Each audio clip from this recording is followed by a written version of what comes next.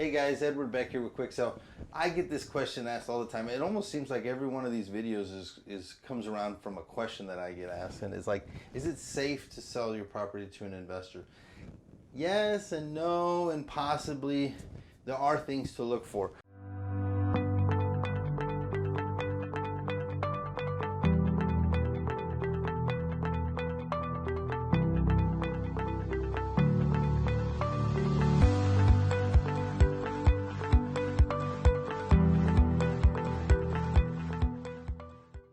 So the question is yeah, you got to be careful. You got to be careful because you don't have representation with a realtor and another realtor in the transaction.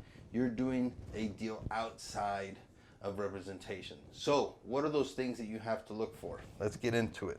Number one, the investor's history. Has he been in the business for a while? Did he just buy a seminar and now he's in the business? Or he's just a really good salesman and you trust him, but you haven't done any research about them. You want to find out about the person and how long they've been in the business. Do they even own any real estate, right? Or are they just flipping deals, right? Next, you know, their experience. Have they bought and sold how many properties? How long have they been in the industry? Things like that. You want to feel comfortable that your problem is solved. I know it's hard for us in El Paso because we always want to just get the best deal that we can for ourselves, right? That's kind of our mentality. We want to, you know, who cares, you know, what it is. It's kind of like going to eBay and buying stuff from somebody that's not a trusted seller just because it's the best deal. And then you get it in the mail and it's like from Wish, right? You ever get that shirt from Wish that looked really cool on Facebook and then you get it in and it's like, you know, your shirt's like all tight. It's like, how can this be a large? How can this be an extra large when it won't even fit my little girl, you know? So next question, structure of the deal. You want to make sure that the deal is structured properly so that you can feel like you understand it. Now, obviously you don't know anything about real estate, or you may know very little about real estate, or you think you know about real estate, but do you really understand a contract or a contract that one of these investors have that their attorney wrote up for them? The problem is you probably don't. So there's a couple things that you want to understand, that you want to look for. A, what's the price? B, when's the closing date? C, are they buying it, right? Who's buying it? And you want to make sure that that they have enough. How can I say it?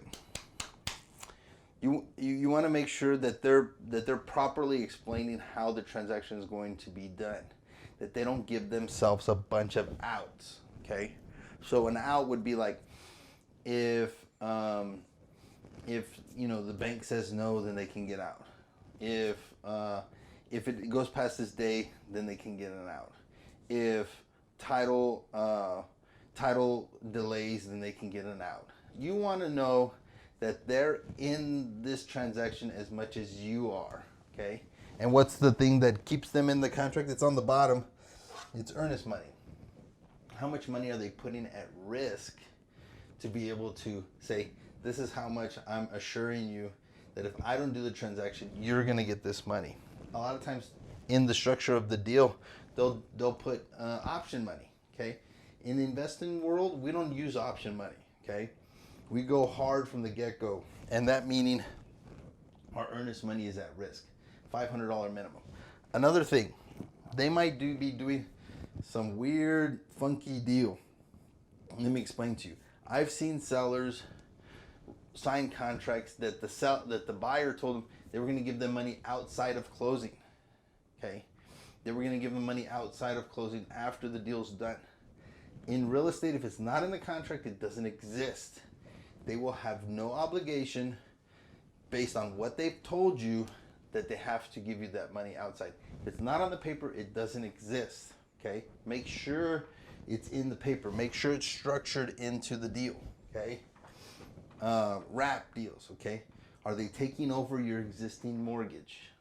Are they doing some funky thing? I know El Paso is like all about the transita, but you have to understand that when you're doing these deals, you're gonna be held accountable to what you put on the paper and what you signed for. So understand, a lot of these guys do these funky deals. We don't do those. But you might be desperate enough to take one of these funky deals because you're going to get possibly more money at the end of the rainbow. But the problem is it's funky and you can't trust it. And that's technically what it is. It's not safe for you to do one of those type of deals, okay? And the guys that are doing those deals are guys that are just trying to make a quick and easy buck, and they're not going to be there for the long term. So just know that. You don't want somebody taking over your payments. You don't want somebody going to pay you outside of closing. You don't want somebody that's going to give you a possibly another house, but it's not in the contract. All those things are things that will make this unsafe.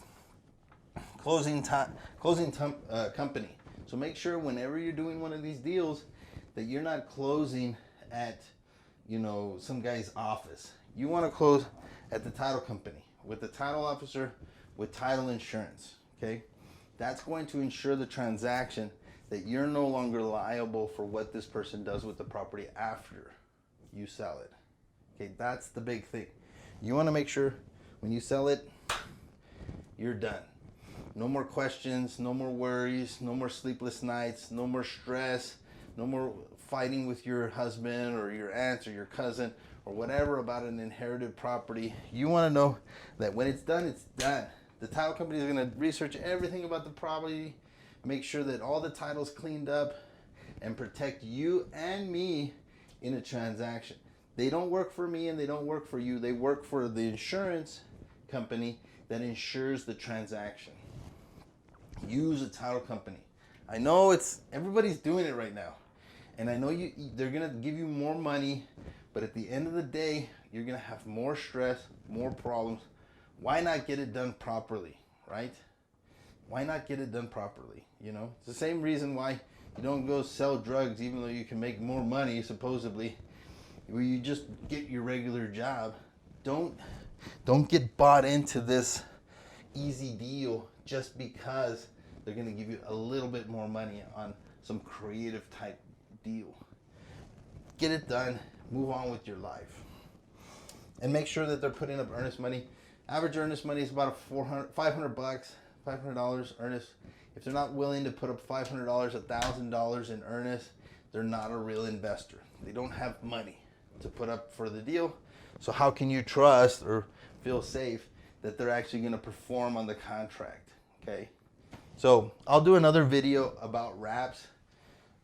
So if you see this video later, I'll probably have a link to it here somewhere, and you can find out more about what a wrap is or a creative real estate is, just to protect you. Be careful out there. Find a reputable investor and deal with them. You know, we'd love to help you. So if you have questions, you know, click our link to our website or just call us today and we'll go check out your property, make you a cash offer on the spot. Thank you so much.